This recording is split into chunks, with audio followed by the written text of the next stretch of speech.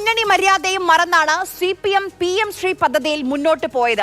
ഒരു വാക്ക് CPIയോട് ചോദിച്ചില്ല, അവരെ കേട്ടില്ല, അവരോട് ചർച്ച ചെയ്തില്ല. മന്ത്രിമാർ വരെ പരസ്യമായി വന്നു പറഞ്ഞു, മൈൻഡ് ചെയ്തില്ല. ഇന്ന് കോൺഗ്രസ് അവരെ ക്ഷണിക്കുന്നുണ്ട്. എന്തിന് LDFൽ കടിച്ചു തൂങ്ങണമെന്ന് ചോദിക്കുന്നു UDF convener Adoor Prakash. CPI ഉൾപ്പെടെയുള്ള രാഷ്ട്രീയ പ്രസ്ഥാനങ്ങൾ UDFിലേക്ക് വരണം എന്ന് ഞാൻ അവരെ സ്വാഗതം ചെയ്തതാണ്. അപ്പോൾ UDFിലേക്ക് വരണം എന്ന് ഞാൻ പറയുമ്പോൾ പഴയ കാര്യങ്ങൾ കൂടി ചിന്തിച്ചുകൊണ്ടായിരിക്കണം വരേണ്ടത്.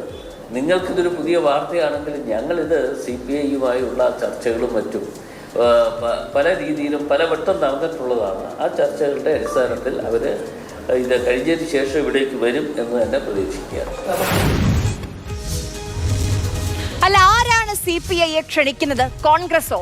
PM ശ്രീയിൽ എന്നോ പങ്കാളിയായ കോൺഗ്രസോ? PM ശ്രീ തുടങ്ങിയത് 2022 സെപ്റ്റംബറിലാണ്. രാജസ്ഥാൻ, ഉത്തർപ്രദേശ്, ആന്ധ്രാപ്രദേശ്, ഗുജറാത്ത്, മഹാരാഷ്ട്ര, കർണാടക, മധ്യപ്രദേശ്, ഹരിയാന, ജമ്മു കശ്മീർ, അരുണാചൽ, അസം, മേഘാലയ ഈ സംസ്ഥാനങ്ങളാണ് PM ശ്രീ പദ്ധതി തുടങ്ങിയ ഘട്ടത്തിൽ ഒപ്പിട്ട സംസ്ഥാനങ്ങൾ.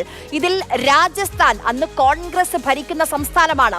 2022 ഡിസംബറിൽ കോൺഗ്രസ് ഹിമാചൽ പ്രദേശിൽ അധികാരത്തിൽ വരുന്നു. അതിനുശേഷം മാത്രമാണ് PM ശ്രീയിൽ ഒപ്പിട്ടത്. ഇനി ഛത്തീസ്ഗഡിലേക്ക് വന്നാൽ PM ശ്രീ പദ്ധതിയിൽ ഒപ്പിട്ടത് കോൺഗ്രസ് ഭരണത്തിൽ 2023 ജനുവരി 10-നാണ്. ഇനി കർണാടകയിലേക്ക് വന്നാൽ PM ശ്രീ പദ്ധതിയിൽ ഒപ്പിട്ടത് BJP ഭരണത്തിലാണെന്ന് പറയുന്നുണ്ട് ഇപ്പോൾ കോൺഗ്രസ് നേതാക്കൾ. 2022 ഒക്ടോബർ 27-നാണ് ഒപ്പിട്ടത്. അത് ശരിയാണ്, വസ്തുതയാണ്. പക്ഷേ 2023 മെയ് മുതൽ സംസ്ഥാനം ഭരിക്കുന്ന കോൺഗ്രസ് ആ പദ്ധതി ഇപ്പോഴും നടപ്പാക്കിക്കൊണ്ടിരിക്കുകയാണ്. PM ശ്രീ ആരംഭിച്ച സമയത്ത് BRS ഭരിക്കുന്ന തെലങ്കാന ഒപ്പിട്ടില്ല എന്ന് മാത്രമല്ല, അന്നത്തെ മുഖ്യമന്ത്രിയായിരുന്ന ചന്ദ്രശേഖർ റാവു പ്രധാനമന്ത്രിയായ നരേന്ദ്രമോദിയെ പലതരത്തിൽ പല രൂപത്തിൽ പ്രതിഷേധം അറിയിച്ചിരുന്നു. BRSന്റെ ഭരണത്തിൽ തെലങ്കാന PM ശ്രീ പദ്ധതിയിൽ ഒപ്പുവെച്ചിരുന്നില്ല.